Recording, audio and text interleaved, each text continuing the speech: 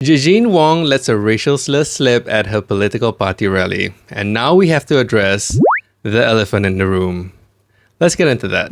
It's general election season here in Singapore, so various political parties are organizing their own rallies to convince the general public to vote for them come polling day. And being in the limelight might bring out the best or worst of someone without them realizing. But before we get into that, who is Gigene Wong? 59-year-old Gigene Wong grew up poor with 5 siblings and their parents separated when she was a child. So that instilled a desire for hard work, and after starting off her career as an accountant with the qualification of a $30 course in the 80s, she eventually landed a career as a chief executive officer in 2 firms in China and stayed there for 2 decades, only to quit her job to come back to Singapore to contest in the 2020 general elections under the Progress Singapore Party.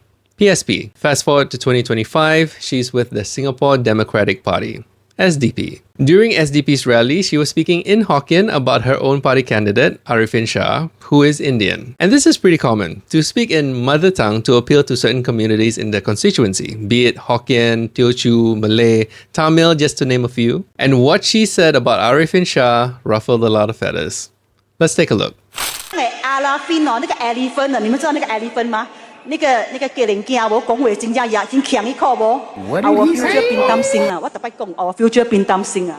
你看 elephant 啊，还未娶某个咧，27岁。当然吼，伊的 deposit 无去呀嘛，咪没死呀。你看你啊，叫你不要去大学，你去大学呐，deposit 无去啊。所以我恳求大家吼，马西林 UD 的选民。帮帮我们，卖行让输个安尼唱。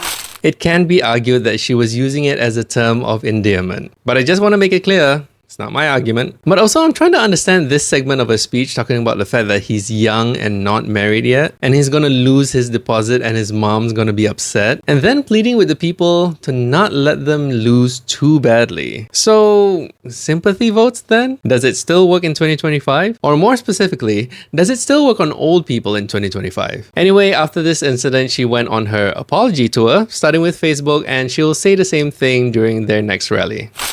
The past day have brought about a difficult and necessary learning experience for me. At the rally last night, I used a term which was very offensive to my fellow candidate, Ariffin, and the Indian community at large.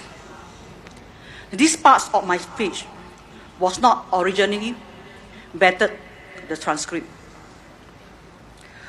Although I honestly was not aware of the term and the derogatories, this does not change the fact that using it was extremely disrespectful and harmful. I have been counseled by my party colleagues, and I'm deeply sorry for what I have said and the pain and the anger that have caused. I humbly seek your forgiveness on this matter and hope to be given another chance to make amends. Now let's talk about Gigene. At 59 years old, having no clue that what she used was a racial slur. In a society that actively promotes racial harmony and multiculturalism, there is a strong expectation for individuals, especially the ones aspiring to be in parliament, to possess the fundamental understanding of racial sensitivities and the historical weight of derogatory terms. You could say that she's not up to date with the goings-on of the community that she's not in, and you could say that she's been in a space where no one has told her that it's offensive, because that's just how Hokkien people talk. Because at 59 years old, that was obviously not the first time she's used that term. She's just been using that term in a bubble where other people perceive that as normal. But just because it's normal in that bubble doesn't mean that it's normal outside of it. Ariffin did address this in the same rally as well, so let's take a look at that. Dr. Paul Tambaya, our chairman, Dr. Chi Soon Juan, our Secretary General, took swift action in reprimanding and disciplining Gigene. She has apologized publicly. She apologized to me in private as well. She took full responsibility. Gigene explained to me that she did not think that the term was derogatory. As soon as she learnt it, she was remorseful. She labored under the impression that it was a neutral term that Hokkien speakers use to refer to Indians. She genuinely did not know. But, as the influencer Miss Devika said, eloquently, this ignorance is a byproduct of privilege.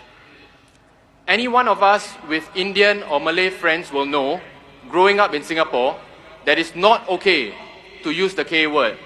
I am not going to justify her behavior or make any excuses for her. I just want to state that there is no room for racism in Singapore, intentional or otherwise. There's no room for racism in the SDP. He has come to the defense of his party teammate, acknowledging that what she did was wrong and she has made amends for it. Also, I am surprised that no one has identified the person who was shouting at Ariffin to move on from the topic. It stings like hell, especially from someone close to you. Let's move on! Let's move on! What happened yesterday has no place in Singapore, Shut up! let alone a rally stage. Yeah, let's move on from this racial topic as fast as possible because it's inconvenient to talk about. I appreciate a clever heckler, but that was not it. So let's address the elephant in the room. No, I'm not talking about Ariffin, but how certain words change with the times and becomes offensive. There will be plenty of people who will explain away the origins of the term, saying that it's from a place in ancient India called Kalinga. Okay, well, we're not in ancient times anymore, so meet us back here in the present. If an Indian person is telling you that it's a racist word, then take their word for it. Because you didn't grow up with the experience of being bullied and discriminated just for being Indian. Don't downplay their world. Don't move on from it. This is decades and generations of discrimination. Ariffin said it best, it is not casual racism because there's nothing casual about racism. And it's commendable that they took precious rally time to address this. I'm sure that made some voters impatient and wanted to talk about other issues. Perhaps they think that it's not as important. But it is. It'll always be an uncomfortable topic to talk about, but the conversation needs to happen. The reason why I wanted to cover this story is because this isn't the first type of story I've spoken about. Kelvin Cheng made a remark about the activist that crashed Minister Shanmugam's Meet the People session. Please watch that video if you haven't. Basically saying that he'll sponsor them a one-way trip to Gaza. The Muslim community was bothered by it and he had to go on his apology tour. While people are still questioning the sincerity of Kelvin's apology, Gigene's situation is a little bit closer to home because Ariffin is her party member. There's no avoiding him. But I'm gonna bring up the question again. Why did it have to get to that point? Media training is really important if you want to become a notable person. Rally speeches are vetted and she went off script. If she had media training, she would know better than to say the quiet part out loud. Also, it ended up being a plea to gain sympathy votes, so it wasn't even that clever of a pull. And there was this argument in the comments from the Kelvin Cheng video I made about how people should just get called out for their behavior online. If they're giving up all this behavior for everyone else to see on their platform, then so be it. It's open season. But it's a slippery slope because people make mistakes. No matter how uncomfortable that mistake might make others feel, we do have to take into account their accountability. And from what we've seen, she's done enough for Ariffin to believe that she's genuine enough to do better. So it's up to your own judgment to allow some grace, but definitely not to generalize that everyone deserves a second chance. But whatever it is, go for media training. Nobody's perfect, and even the most sincere person might have their best intentions misconstrued. And when that happens, you just might ruin your chance to have a seat in parliament.